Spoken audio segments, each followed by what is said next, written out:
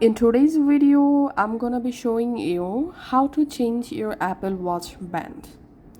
All you have to need, hold the watch so you can see the band release buttons on the back side.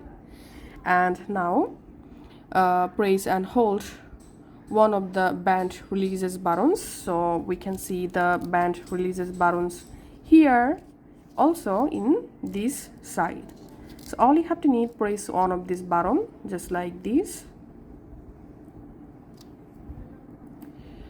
While holding the button, slide the band sideways out of its slot just like this,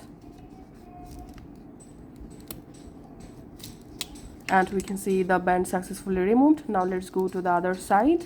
The same way, you have to press this button and then just slide the band sideways, and we can see the band successfully removed. Now all you have to need, let's add a new band. The same way, slide the band piece into the slot until you feel or hear a click sound. Just do it just like this.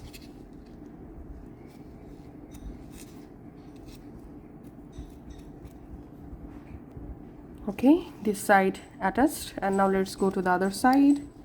The same way, I'm just adding these bands on this side, and that's it. That's how you can actually change our Apple Watch band. Thanks for watching.